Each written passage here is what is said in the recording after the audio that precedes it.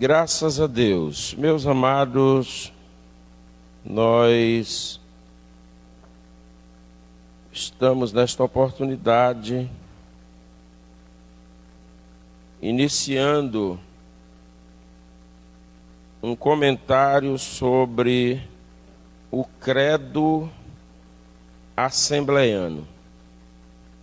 Quando nós falamos o credo assembleiano, nós estamos falando em que a Assembleia de Deus crê. Os principais fundamentos da fé assembleiana. Ou poderíamos dizer que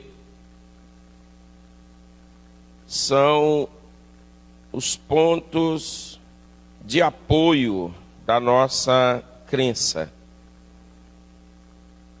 O credo assembleiano, ele está organizado em 16 artigos.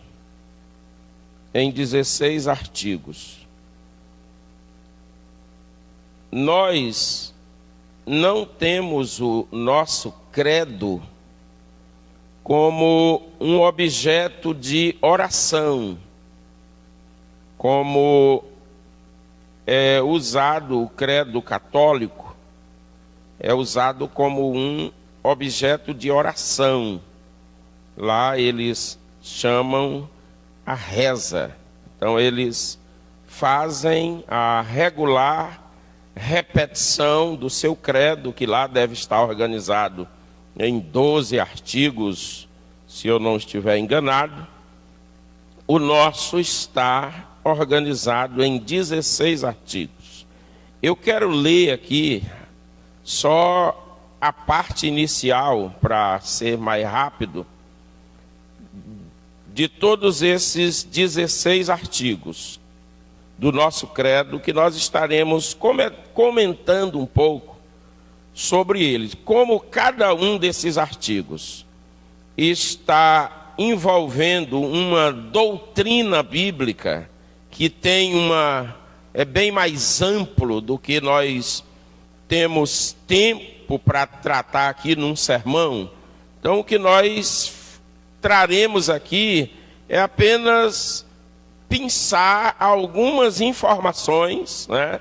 Hoje que nós vamos falar sobre a inspiração da Bíblia, como nós cremos, então nós vamos apenas pensar algumas informações da doutrina que nós chamamos bibliologia, que é o estudo das Sagradas Escrituras, e que leva um tempo para se estudar esse assunto, né? Dependendo do nível em que se esteja estudando, básico, médio ou em nível mais aprofundado, leva um tempo considerável. Então nós vamos estar pensando algumas informações só para trazer um pouco de clareza. Nosso foco aqui são aquelas pessoas que menos entendem, que menos estão informadas, né? E aí, se nós tivermos alguém de um nível mais profundo de conhecimento, nós agradecemos, com certeza, ficamos contentes com isso, mas o nosso objetivo é trazer o comentário, as informações em nível mais rudimentar. Então eu vou ler aqui só a primeira parte, a entrada, né, de cada um dos 16 artigos, só para familiarizarem.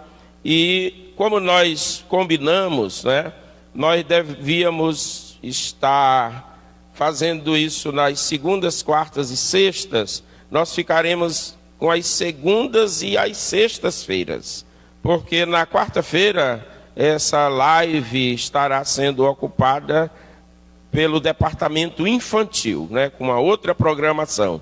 Então nós vamos trabalhar na segunda e na sexta-feira, né? Temos o culto do domingo, temos postado desde sábado os assuntos da revista da Escola Dominical para as diversas classes, e no domingo o culto à noite, e na segunda e na sexta estaremos trabalhando esse comentário sobre o nosso credo, e na quarta-feira o culto é com uma programação infantil. Então, no artigo 1, que é o que nós nos deteremos nesta noite, diz que nós cremos na inspiração divina, verbal e plenária da Bíblia Sagrada. Única regra infalível de fé e prática para a vida e o caráter cristão. Então, nós, de acordo com esse artigo, cremos na inspiração divina, verbal e plenária da Bíblia Sagrada. No artigo 2 do nosso credo, diz que nós cremos em um só Deus que subsiste eternamente em três pessoas distintas, iguais em poder, glória e majestade: o Pai, o Filho e o Espírito Santo, Criador do universo. No artigo 3, diz que nós cremos no Senhor Jesus Cristo, o Filho unigênito de Deus, plenamente homem. No artigo 4, diz, e eu gostaria de recomendar aos irmãos que querem acompanhar, que colocasse aí na programação papel, caneta, para fazer anotações. É importante fazer essas anotações para depois irem conferir, apesar de que nós queremos trabalhar de forma bem superficial, mas alguma coisa durante o comentário você vai anotando, colocando como referencial para depois você aprofundar o estudo a respeito. Como eu disse, cada um desses artigos está dentro de uma doutrina bíblica bem mais ampla do que podemos trabalhar isso num sermão. Artigo 4. Cremos no Espírito Santo, a terceira pessoa da Santíssima Trindade. Artigo 5. Cremos na pecaminosidade do homem, que o destituiu da glória de Deus. No 6, cremos na necessidade absoluta do novo nascimento pela graça de Deus mediante a fé em Jesus Cristo.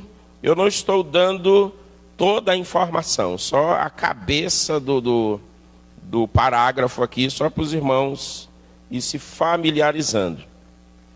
No artigo 7, nós cremos no perdão dos pecados, na salvação plena e na justificação pela fé no sacrifício de Jesus.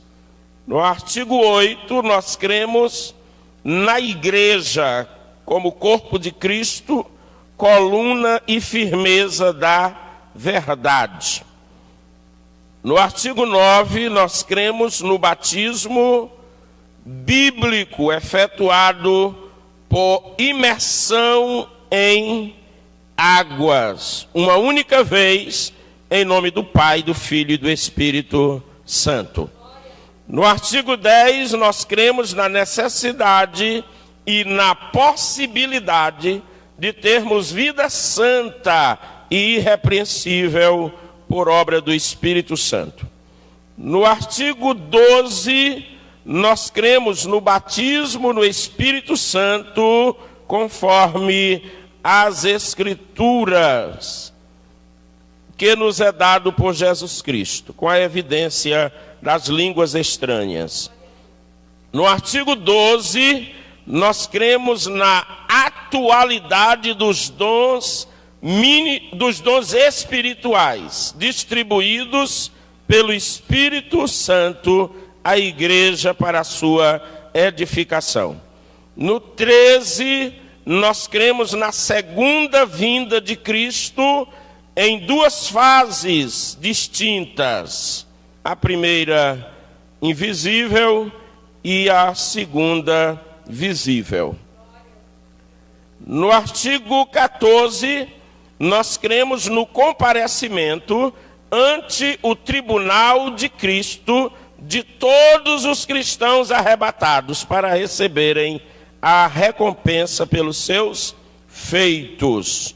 No 15, nós cremos no juízo final, onde comparecerão todos os ímpios, desde a criação até o fim do milênio, para serem julgados.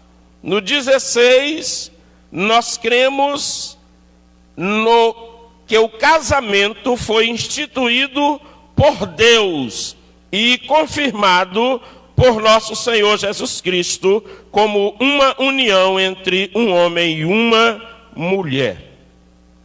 Então são estes os 16 artigos do nosso credo. É nisso aqui que nós cremos, basicamente, e nós faremos algum comentário sobre isso no decorrer destes expedientes aí, nos reunindo para isso a partir de hoje, todas as segundas e sextas-feiras, a partir das 19h30, ou até que Cristo venha. O texto bíblico que eu li, segunda carta a Timóteo, capítulo 3, e o versículo 16 e o 17, está a informação sobre a inspiração das Escrituras Sagradas. Dá a informação sobre a inspiração das Escrituras Sagradas.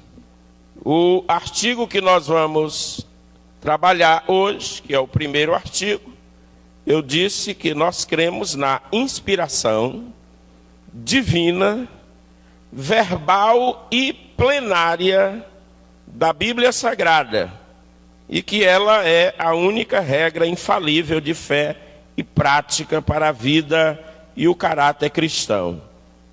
Esse livro que eu tenho aqui, eu vou mostrar assim, eu acredito que muitos vão conseguir olhar, é a Declaração de Fé das Assembleias de Deus, publicado pela CGADB, pela CPAD, né, que é a nossa casa publicadora, né, das Assembleias de Deus. Então ele pode ser adquirido em lojas CPAD, né? Vocês poderão, e eventualmente em outros locais de venda, mas nas lojas CPAD você pode adquirir e ter em mãos para aprofundar o conhecimento. Eu vou usar aqui um texto que é do pastor Antônio Gilberto. Pastor Antônio Gilberto, eu vou usar esse texto dele, que é onde ele discorre sobre bibliologia, e eu vou aproveitar aqui o texto para tirar daqui alguns destaques, né, que nós queremos trabalhar dentro desse assunto, né? A primeira coisa que nós queremos falar sobre a Bíblia, observe que o nosso foco é falar sobre a inspiração da Bíblia, né? E a maneira como nós entendemos que aconteceu essa inspiração. E antes eu quero falar aqui sobre a estrutura da Bíblia. Eu sei, como eu disse, vamos trazer um comentário bem rudimentar, né? Bem básico, né? Para aqueles que menos sabem ou até eventualmente nada sabem, e nós temos o interesse de compartilhar essas informações com essas pessoas. Então, sobre a estrutura da Bíblia, a Bíblia está estruturada em 2 testamentos, o Antigo Testamento e o Novo Testamento. O Antigo Testamento, ele contém 39 livros e o Novo Testamento contém 27 livros. Dá um total de 66 livros, né? Estes livros foram escritos em um período de 16 séculos e foram escritos por 40 autores diferentes, né? 40 autores diferentes escreveram estes livros. O Antigo Testamento, ele tem no seu conteúdo a lei, que está nos primeiros 5 livros da Bíblia. Está a lei que foi dada através de Moisés para os judeus. Também tem no seu conteúdo, o Antigo Testamento, história, que vai do livro de Josué até o livro de Esté. Tem a história. Também tem poesia, que vai de Jó a Cantares de Salomão. E tem profecia, que vai dos livros de Isaías a Malaquias, né? Então, esse é o conteúdo do Antigo Testamento. Esse é o conteúdo do Antigo Testamento. O Novo Testamento, nos seus 27 livros, está organizado primeiramente com biografia, que são os 4 evangelhos. É um relato biográfico, né? Tem a biografia do Senhor Jesus, né? Nos 4 evangelhos. O livro de Atos é história, é um livro que conta história, a história da igreja no seu primeiro momento, né? No seu primeiro momento de história.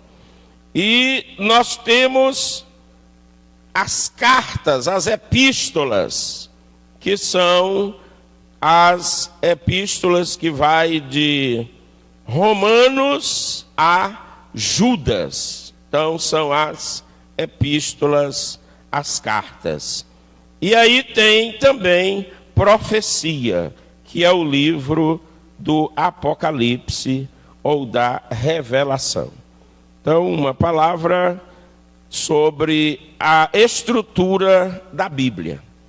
A Bíblia, ela tem um assunto principal. O assunto principal da Bíblia é Cristo, é Jesus, o Senhor, Jesus, o Salvador, Jesus, o Messias, Jesus, o prometido, é Jesus de ponta a ponta na Bíblia. A Bíblia começa falando de Jesus, o prometendo, e a Bíblia termina falando de Jesus reinando para sempre e eternamente. Então, o conteúdo da Bíblia, o assunto principal é Jesus, né? Alguém organizou aqui, por exemplo, e diz que Jesus aparece no Gênesis como descendente da mulher, no Êxodo como cordeiro pascual, em Levítico como sacrifício expiatório, em Números como a rocha ferida, em Deuteronômio como o profeta, em Josué como capitão dos exércitos do Senhor, em Juízes como libertador, em Ruth como parente divino, nos livros de Reis e Crônicas como rei prometido, em Esté como advogado, em Jó como redentor que vive, em Salmos ele é o socorro e a alegria, em Provérbios é a sabedoria de Deus, em Cantares de Salomão é o nosso amado, em Eclesiastes é o alvo verdadeiro, nos profetas é o Messias prometido, nos evangelhos é o Salvador do mundo, nos Atos é o Cristo ressuscitado e poderoso, e nas cartas é a cabeça da igreja, e no Apocalipse ele é o Alfa, o Ômega, o Cristo que volta para reinar. Então, para mostrar como Cristo está mencionado na Bíblia de ponta a ponta. Louvado seja o Senhor para sempre. Lembrando que nós estamos aqui apenas pensando algumas informações, né, sobre a Bíblia.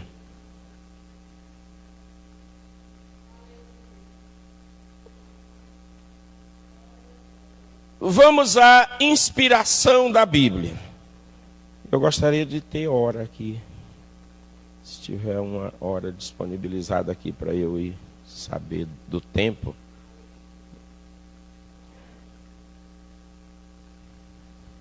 Sobre a inspiração da Bíblia. Primeiramente, o que é inspiração? Esse termo inspiração, ele significa dizer que a Bíblia é o resultado do sopro ou da respiração de Deus. Isso significa essa inspiração, né, da Bíblia. Significa que ela é o resultado do sopro ou da respiração de Deus. Equivale dizer que Deus soprou, né, para os escritores, ele soprou esta mensagem e eles trouxeram, deixaram para nós. Louvado seja Deus. Então tem algumas teorias sobre a inspiração da Bíblia. A primeira que nós queremos mostrar é a teoria da inspiração natural e humana. Segundo os que acreditam que a inspiração da Bíblia é uma inspiração natural e humana, eles comparam os escritores da Bíblia com qualquer escritor, como seja Rui Barbosa e Camões e outros escritores que vocês conhecem aí da literatura. Então eles dizem que não é nada mais do que isso, né? Seria apenas isso e nada mais do que isso. Claro que essa inspiração natural e humana, ela não se sustenta. Por exemplo, se você pega o Salmo 41 e no versículo 9, no Salmo 41, no versículo 9, você vai ver o salmista Davi dizendo assim: era o meu amigo, aquele que comia comigo no prato. Isso é Davi dizendo lá em tempos passados. Era o meu amigo que comia comigo no prato, ele me traiu. Isso é Davi dizendo. Depois você lê em Atos capítulo 1 e no versículo 16, e o contexto aqui de Atos 1 e 16 é quando eles estão escolhendo um substituto para Judas Iscariotes. E no momento em que eles estão escolhendo, aí alguém fala, e está registrado aqui no texto sagrado, em Atos, no capítulo 1, e aí ele diz aí no versículo 16, Atos 1,16, ele diz assim: convinha que se cumprisse a Escritura que o Espírito Santo falou na boca de Davi. Aí estamos falando de uma inspiração diferente da que o Rui Barbosa teve para os seus escritos, ou que Camões teve, ou outros escritores aí, por mais brilhantes que tenham sido, mas aqui nós estamos falando de um outro tipo de inspiração, e não de uma inspiração natural, humana, que qualquer um intelectual tenha ou possa ter. Também tem uma outra teoria da inspiração divina comum. Observe que é inspiração divina, mas é comum. Divina de Deus, comum a todos os filhos de Deus, por exemplo. É uma outra teoria de que a inspiração divina, porém comum, que todos os de Deus podem ter, receber essa inspiração, é uma outra teoria que também não se sustenta, não é? Que também não se sustenta essa teoria. Porque o que é que nós pensamos sobre essa teoria divina, porém comum? O que é que pode ser dito sobre ela? É que ela admite gradação, essa inspiração divina comum que os crentes recebem, ela admite gradação, ou seja, ela tem degraus diferentes, níveis diferentes, né? Tanto para uma mesma pessoa, como em pessoas distintas. Para a mesma pessoa, como? Se você busca a Deus em uma certa intensidade, você vai receber de Deus um tanto. Se você diminui a intensidade, você vai receber menos. Se você aumenta a intensidade, você vai receber mais. Então, tem níveis, tem gradação, não é? Então, não é essa a inspiração da Bíblia, não. Também sobre esta inspiração divina, comum, ela permanece. Essa inspiração, ela permanece. Se você pegar o texto da primeira carta de João, capítulo 2, versículo 27, lá está escrito: a unção que vocês têm do santo, ela fica em vós, ela permanece em vós. João escreve isso lá na sua carta, primeira carta de João, capítulo 2, versículo 27. Isso significa dizer que a inspiração divina comum, ela é permanente naquele que permanece servindo a Deus.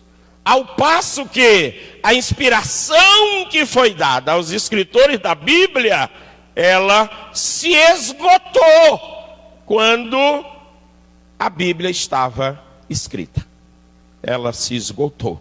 Nem eles mesmos depois teriam ou tiveram a mesma inspiração para fazer qualquer uma outra coisa. A propósito, eles escreveram outras coisas. Muitos dos escritores bíblicos escreveram outras coisas que não fazem parte do texto sagrado, não é? Não fazem parte do texto sagrado. E aí nós temos ainda a teoria da inspiração. Observe que o assunto aqui é a inspiração da Bíblia, na forma como nós, assembleanos, cremos. Não é isso? Então nós estamos mostrando aqui o que é a crença de alguém por aí, de outros, não nossa. Nós vamos daqui a pouco, e por último, mostrar a maneira como nós acreditamos, como nós acreditamos. Então a inspiração parcial ensina que a Bíblia é inspirada apenas em parte. Alguns acreditam que a Bíblia é inspirada apenas em parte. Tem outras partes da Bíblia que não. Talvez eles tenham dificuldade de entender, porque na Bíblia tem registro de fala de homem. Na Bíblia tem registro de fala até de Satanás. Mas tem um registro. O que é sagrado? É o registro, e não a fala do homem, do Satanás, seja lá de quem for. O que é sagrado, o que é o registro. Então, talvez alguém tenha dificuldade de entender isso. Aí olha lá e diz, mas aqui é o diabo que está falando. Aí isso aqui não pode ser inspirado por Deus. A fala do diabo não, mas o registro na Bíblia, sim. A fala do homem, não, mas o registro na Bíblia, sim. Louvado seja o Senhor. Então, o próprio texto que nós lemos aqui, Timóteo, segunda carta, Timóteo 3,16 diz, toda a escritura é divinamente inspirada e tudo e tal e tal. Toda a escritura, Toda a escritura. Aí vem uma outra teoria, a teoria do ditado verbal.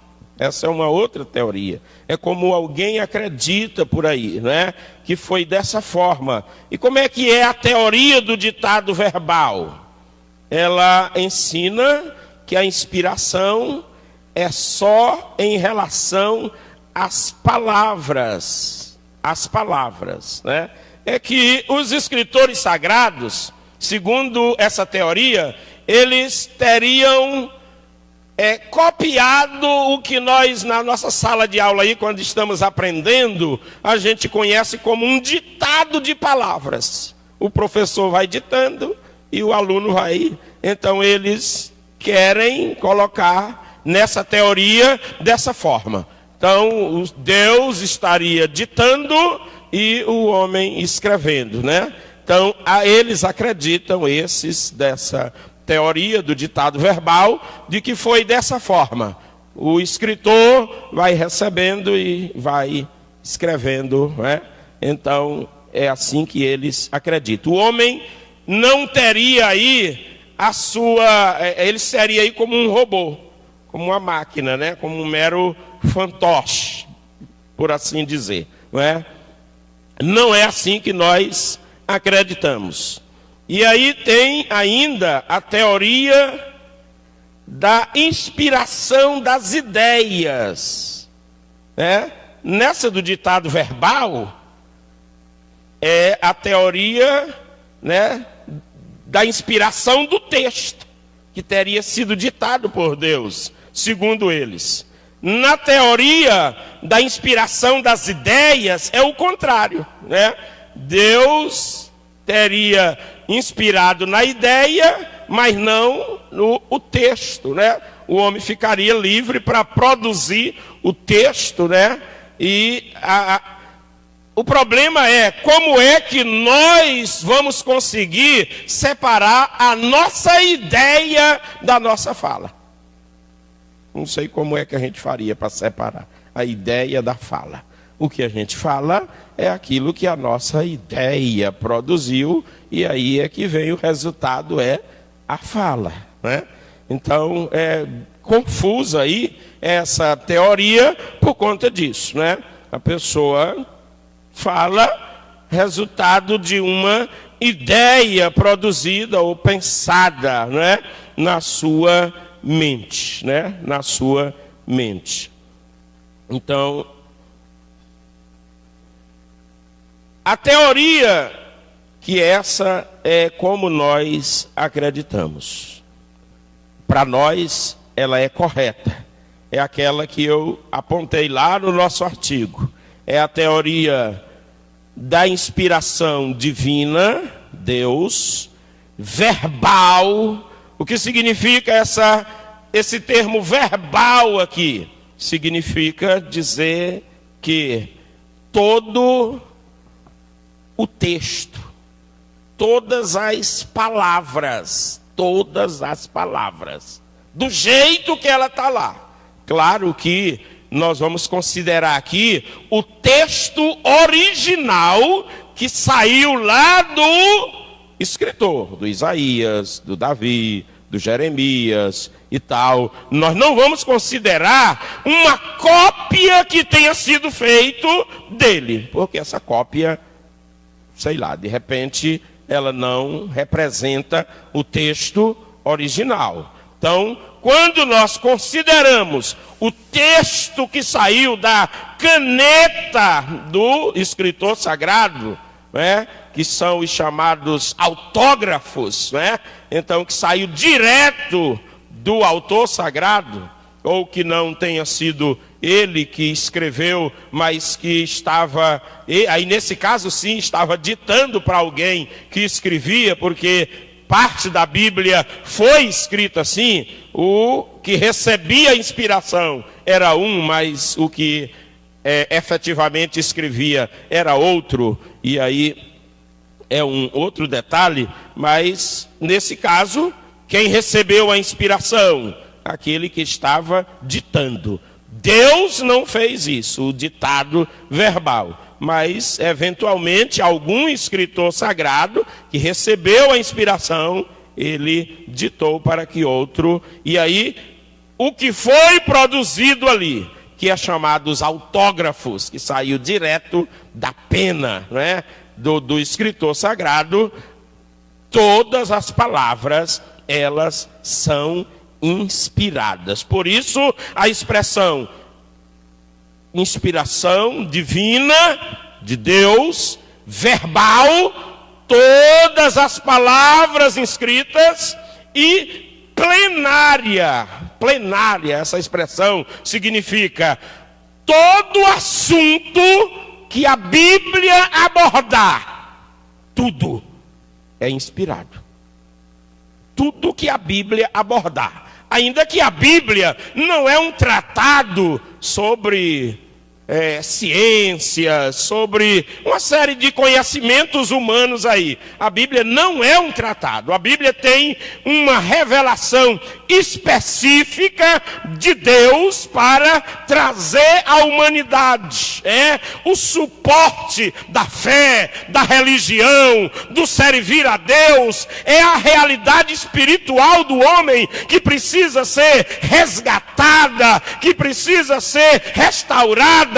É isso que a Bíblia vai trazer. A pessoa pode aprender história secular por aí, geografia por aí, matemática, física e por aí vai. Mas toda vez que o texto sagrado dá uma deixa, ainda que seja de caráter científico ou de qualquer outro conhecimento, o texto sagrado foi inspirado e ele tem razão. É só uma questão de aprofundar, de juntar as informações de maneira honesta, de maneira criteriosa, que vai se chegar a esse momento de entender, como a gente conhece a frase, e a Bíblia tinha razão. Eu lembro quando saiu isso, faz muitos anos já, né? Essa expressão foi dita no Jornal Nacional. A Bíblia tinha razão. Porque os homens finalmente descobriram lá, perceberam um vestígio que eles disseram: ah, era o que a Bíblia estava dizendo, ó. Sobre o quê que eu estou me referindo? Sobre a criação do universo. Sobre a criação do universo.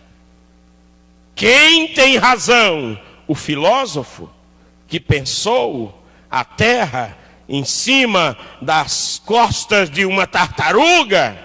Ele não tem razão. O cientista que desenvolveu uma teoria, e aí é preciso a gente bater o pé aqui e dizer que é uma teoria, e que não pode ser comprovado. Não é ciência isso, é apenas teoria, embora nós, lamentavelmente, tenhamos que ir para as salas de aula para aprender teoria, e lá nos é dito que é ciência e não é. Como o evolucionismo, por exemplo, não é ciência, é apenas uma teoria científica. Eu lembro que eu estive na sala de aula aprendendo fundamentos biológicos da psicologia. E era uma professora cristã que estava dando aquela matéria. E ela ficava o tempo todo, parece que a consciência dela incomodava. E ela ficava dizendo o tempo todo, disse: olha, eu não acredito nisso aqui. Ela falando, né, trazendo a teoria da evolução para nós. E ela o tempo todo dizia: eu não acredito nisso aqui. Eu sou obrigada a lecionar essa coisa aqui para vocês. Porque sequer ciência é. Sequer ciência é. Não é? Então, a Bíblia tem razão quando ela diz: e Deus formou o homem do pó da terra e soprou em suas narinas, e o homem foi feito alma vivente. Louvado seja o Senhor.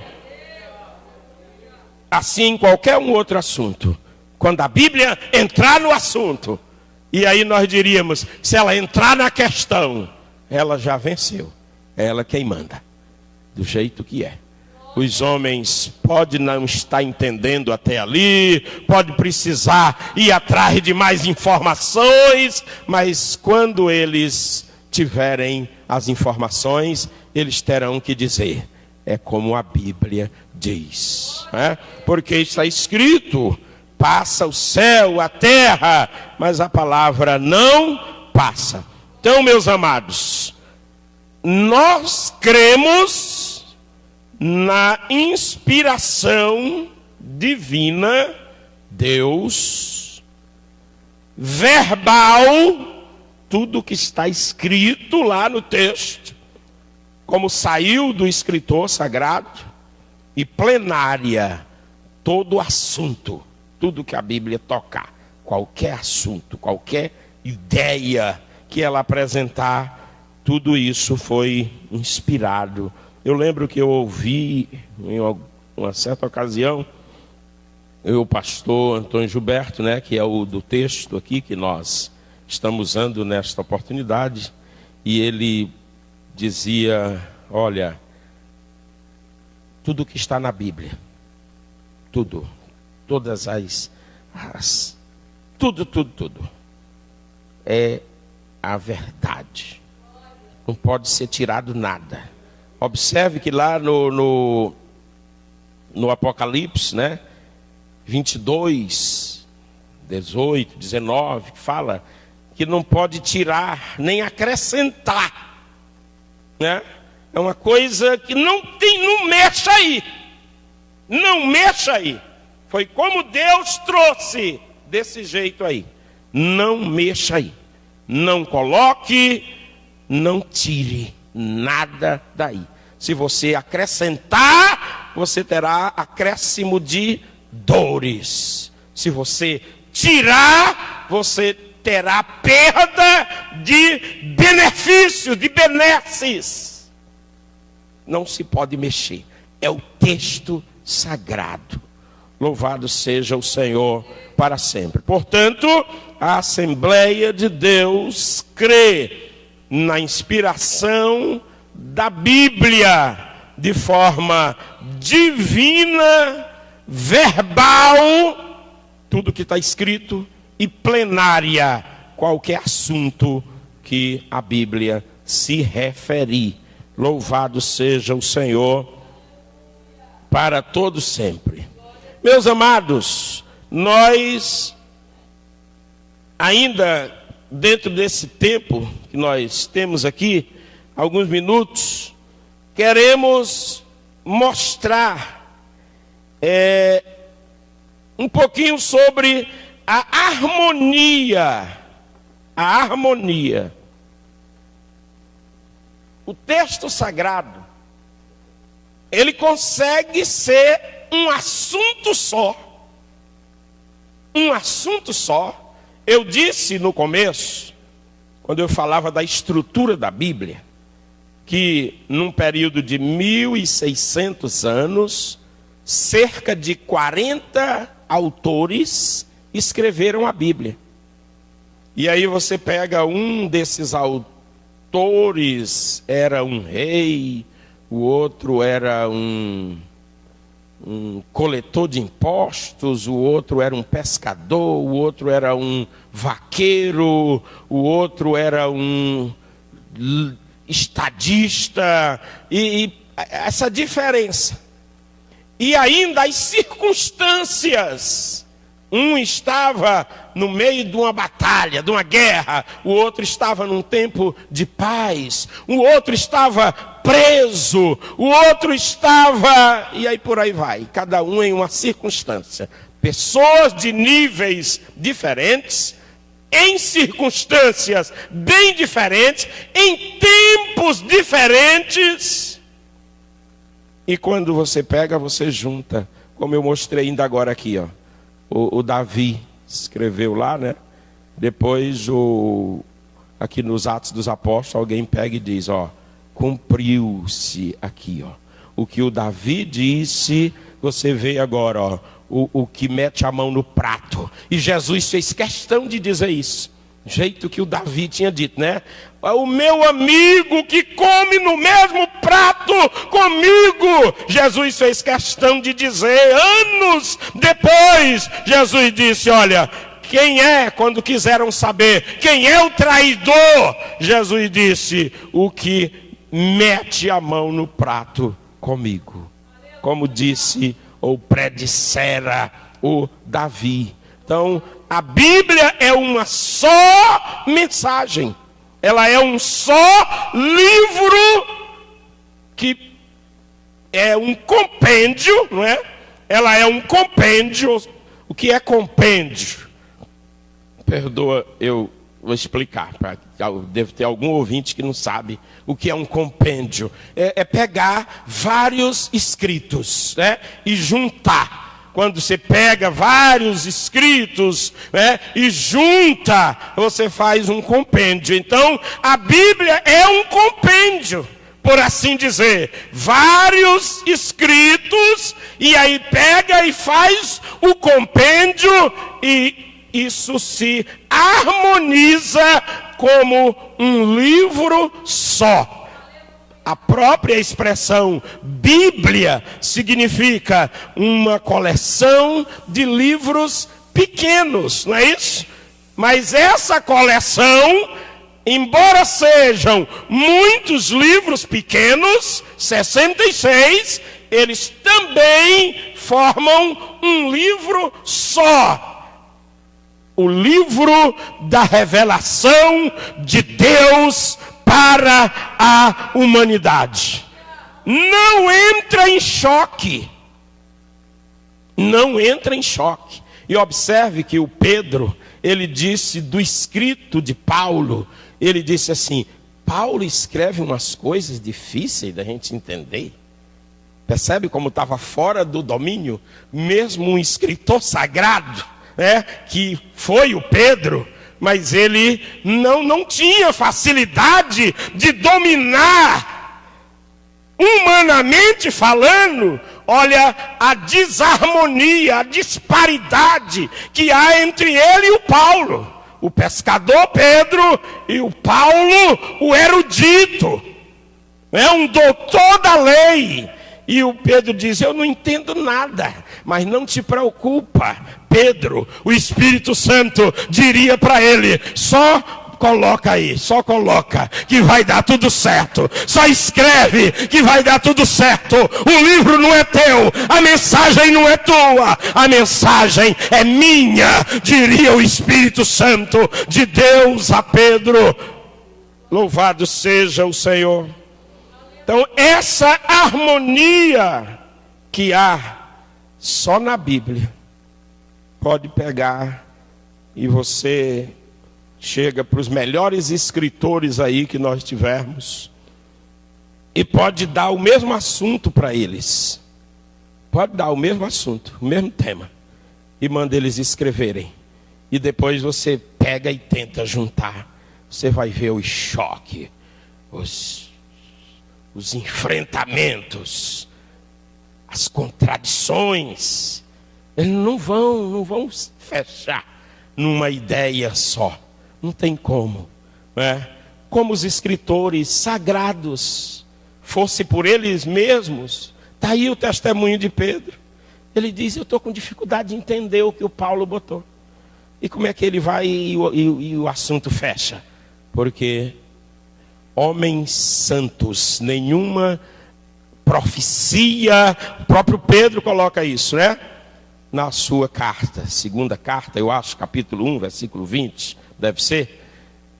Nenhuma profecia é de particular interpretação, mas homens santos falaram, inspirados pelo Espírito de Deus. Louvado seja o Senhor. Aí é a explicação para essa harmonia, né? Para essa harmonia no texto sagrado. Louvado seja Deus para sempre. Meus amados, uma outra coisa sobre a Bíblia, e sobre esta inspiração da Bíblia, é a influência da Bíblia nas pessoas, nos povos, nas nações, né? A influência da Bíblia. Tem uma frase aqui de um comentador de devocional da Bíblia, e ele diz assim: o melhor argumento em favor da Bíblia é o caráter que ela forma nas pessoas. A Bíblia é ímpar nisso aqui, para formar o caráter cristão nas pessoas. E aqui no texto é citado os gregos com a sua sabedoria, né? Os gregos, a Bíblia diz, os gregos buscam sabedoria. Os gregos não dedicavam tempo a coisas bobas, eles só se debruçavam sobre assuntos de alto nível, né? O fato deles terem levado Paulo para o Areópago, aquilo foi, para o Paulo, aquilo é no currículo do Paulo, aquilo é pesado, porque ali não era lugar de pessoas discutir qualquer coisa, era só o que despertava o interesse dos filósofos. Então era, né, sabedoria. Aí você vê sobre os gregos, e aí você conversa com historiadores, por exemplo, o historiador romano Suetônio. Você pode pesquisar aí alguma coisa depois. E esse historiador romano Suetônio, é porque os nomes eram mais feios do que os nossos mesmo. Era assim mesmo o nome do homem, Suetônio, né? Nenhum de nós aqui gostaria de ser chamado Suetônio, né, não? Nós temos uns nomes melhores hoje, graças a Deus, né?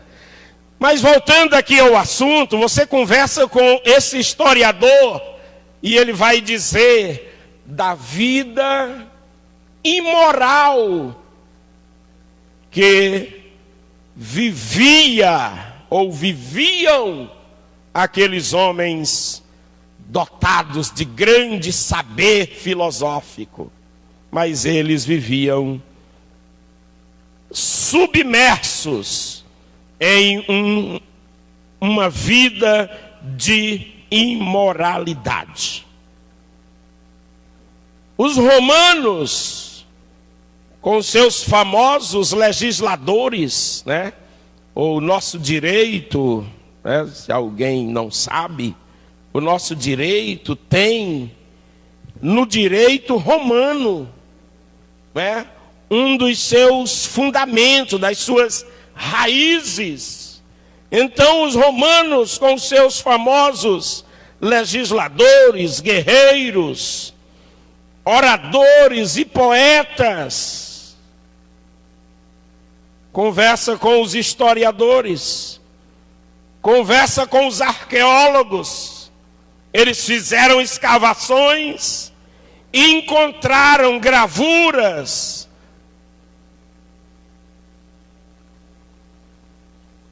objetos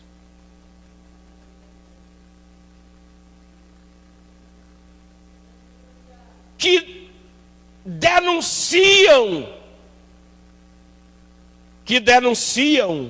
a imoralidade dos romanos.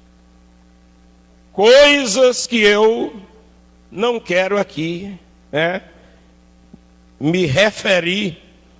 Mas se você conversar com Juvenal, um historiador da época, e aí você perguntar para ele sobre Messalina, e aí as senhoras da nossa sociedade aqui, com tudo que haja de degradação moral na nossa sociedade hoje, mas qualquer senhora que conheça a história, qualquer mulher, ela estará ofendida se você se dirigir a ela hoje, chamando-a de Messalina. Era o nome de uma senhora romana, uma nobre romana, que viveu um padrão moral tão reprovável. O que é que eu estou mostrando? Gregos sem Bíblia, romanos sem Bíblia, gregos com filosofia, romanos com direito, com poesia, com artes de guerra, com bons oradores, mas sem Bíblia. O que é que eles conseguiram? Nada, além de viverem submersos em imoralidade. Os que leem a Bíblia, é aí como diz um outro que falou a respeito da Bíblia e disse: ou a Bíblia me afasta do pecado, ou o pecado me afasta da Bíblia.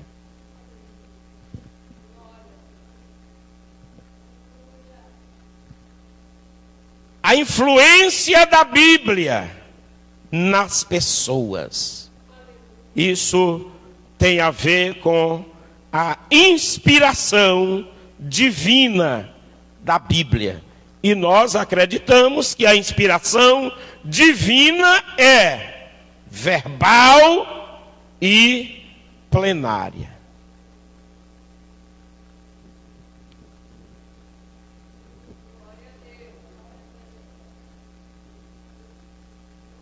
Eu pediria aos irmãos que fechassem tudo.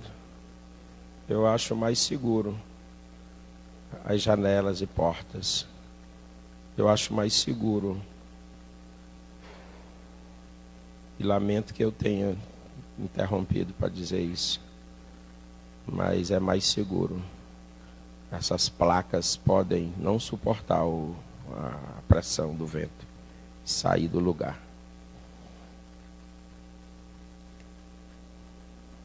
Muito bem. Nós já estamos para encerrar a nossa fala nesta noite, o nosso assunto. Como eu disse, nós temos muita coisa dentro da bibliologia, né? Nós estamos aqui apenas pensando algumas coisas. A Bíblia é também, e é importante dizer isso, ela é imparcial. Qualquer produção humana se preocupará em trazer uma justificação humana. A Bíblia não tem isso. Aqueles que escreveram a Bíblia, eles não buscaram se justificar dos seus erros, dos seus pecados. Eles não tiveram esse interesse, ou eles não tiveram essa liberdade. Percebe nessa imparcialidade da Bíblia? Porque ela mostra, a Bíblia mostra o pecado do Adão e da Eva, a Bíblia mostra o pecado do Moisés, a Bíblia mostra o pecado do Abraão, o pecado de todos os homens que, embora sejam ícones da fé judaico-cristã, referências, e são sim referências, o fato de terem cometido erros só quer dizer que eles eram homens, mas não os desabona como referências para nós, de maneira nenhuma. Mas quando eles são colocados diante da Bíblia, ou a Bíblia é colocada diante deles, imparcial que ela é, ela mostra: pecou. Davi, segundo o coração de Deus, mas nisso aqui Davi pecou. Abraão, o amigo de Deus, mas nisso aqui Abraão pecou. Percebe a imparcialidade da Bíblia? Mostra que ela veio de Deus e não do homem. Fosse do homem, ele tentaria encobrir os seus pecados, né? Basta nós olharmos toda a produção de escritura, de livros que nós temos hoje na nossa sociedade, por exemplo. Tudo que estiver escrito hoje, e aí eu digo isso aqui sem medo de errar, e facilmente se percebe isso. Tudo que nós temos de escrito aí, em regra, com pouquíssimas exceções, vai se perceber aí uma honestidade, essa coisa da imparcialidade, excepcionalmente, mas em regra, o que tem nos livros didáticos, pedagógicos, o que tem nas produções legislativas do nosso direito, a começar pela Constituição. A última vez que eu ouvi foi hoje um constitucionalista dizendo assim: nós vivemos em uma república do faz de contas. Percebe o tanto de engano e de enrolação que há no que o homem produz como escrito, porque falta a imparcialidade que na Bíblia tem para mostrar como é. Louvado seja Deus para sempre. Bíblia não é um texto de homem, embora tenha sido dado através do homem, e por isso traz a linguagem divino-humana, mas não é um texto humano. Fosse, não seria tão imparcial. Meus amados, não vamos esgotar a bibliologia, né? Não vamos esgotar. O nosso foco aqui é: nós, assembleianos, cremos na inspiração divina, verbal e plenária da Bíblia. Divina, Deus inspirou. Verbal, tudo que está escrito, o texto como está. Plenária, todo assunto ao qual ela se refere. Tudo inspirado por Deus. Louvado seja o Senhor. Esse é o nosso foco. Artigo 1 do nosso credo assembleiano.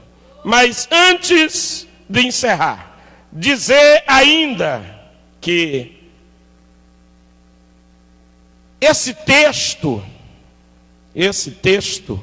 dois testamentos, Antigo com 39, Novo com 27, 66 livros, que formam o chamado cânon sagrado. Sabe o que significa essa expressão, o cânon sagrado? Escritura canônica. Isso significa o termo cânon, que significa uma vara de medir. Quando diz que a Bíblia é o texto canônico, significa dizer, foi criteriosamente medido.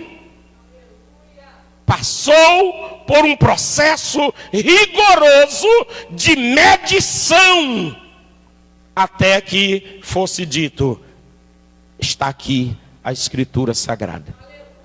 Nós podemos ter textos que, de repente, até era texto sagrado, mas que ficou perdido. Deduzimos isso da própria Bíblia, que faz citações de alguns livros, alguns escritos, que não se sabe por onde estão. Portanto, nem puderam ser apreciados quando se media isso aqui. Então, nós temos que, no ano 90 depois de Cristo, foi batido o martelo em relação ao Antigo Testamento. O Antigo Testamento, bateu-se o martelo e disse, está aqui o Antigo Testamento, pronto. Em 90 depois de Cristo foi feito isso. Quando o texto do Antigo Testamento foi escrito? Até 400 anos antes de Cristo, né? O profeta não dá um salto não fica um vazio de 400 anos, de Malaquias até o Mateus, né? Então, 400 anos antes. Então, 490 anos depois é que estava muita análise, muita observação, fechou, mediu-se esse texto. Esse é canônico, o Antigo Testamento. O Novo Testamento, ele se completa como texto escrito lá pelo ano 96 depois de Cristo. O Apocalipse deve ter sido por aí, 96 depois de Cristo. Quando que esse texto é dado? A primeira vez que se apresenta esse texto é no ano 367 depois de Cristo. É a primeira vez que alguém pega e coloca os 27 livros como eles estão aqui na nossa Bíblia. 367. O primeiro concílio que reconhece é 393. E aí só em 396 aparece um outro concílio, ou seja, já perto do ano 400 depois de Cristo, aí está fechado o cânon sagrado. Você vai encontrar Bíblias diferentes, com um conteúdo maior. Alguns livros a mais, alguns acréscimos em livros, você vai encontrar. É a chamada inserção dos apócrifos, que significa escondido. Para nós, significa espúrio, sem valor, sem importância. Ou então, pseudoepígrafos. É assim também que são chamados. Pseudo já está dizendo, falso escrito. Né? Pseudoepígrafo, um escrito falso. Quando que trouxeram para a Bíblia, essas Bíblias aí que tem, e aqui eu não estou em apologia nesse momento, mas termina tendo esse resultado prático, né? Mas porque eu estou falando de Bíblia, e eu sei que eu falei de 66 livros, e você de repente tem uma Bíblia aí, e você está vendo mais livros nela, eu preciso dar essa informação. Esses livros, além dos 66, 39 no Antigo Testamento, 27 no Novo, o que mais tiver aí de livros, ou de acréscimo em algum livro, isso são os apócrifos, pseudepígrafos, apócrifos escondido, espúrio, pseudepígrafo, falso, escrito, que não tem valor para a fé, para a doutrina, tem erros, e não... O que era o Concílio de Trento? Era uma medida católica para combater a reforma protestante. Então era uma medida anti-reforma protestante, promovida pelo catolicismo, certo? Então eles inseriram dentro desse concílio de Trento, que ele durou 18 anos, esse concílio era o assunto de hoje.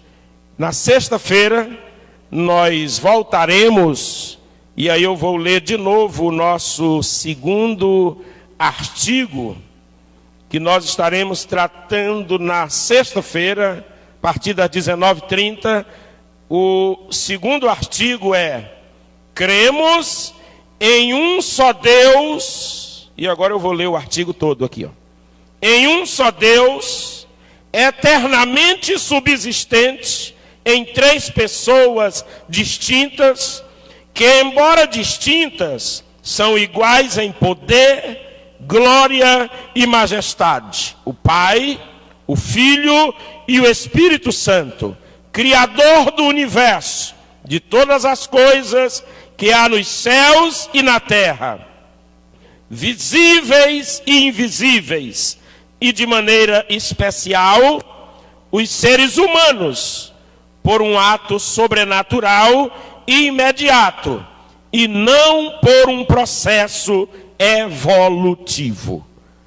Este é o artigo 2 do nosso credo, assunto do nosso culto na próxima sexta-feira. Que Deus nos abençoe, nos guarde no seu amor para todo sempre. Amém. Nós queremos... Ainda tem cântico? Um cântico da harpa. Os irmãos vão fazer o ofertório, ainda não fizeram? Canta aqui um cântico da harpa e depois nós estaremos orando, encerrando. Vamos ouvir aqui os nossos cantores, um hino da harpa e um...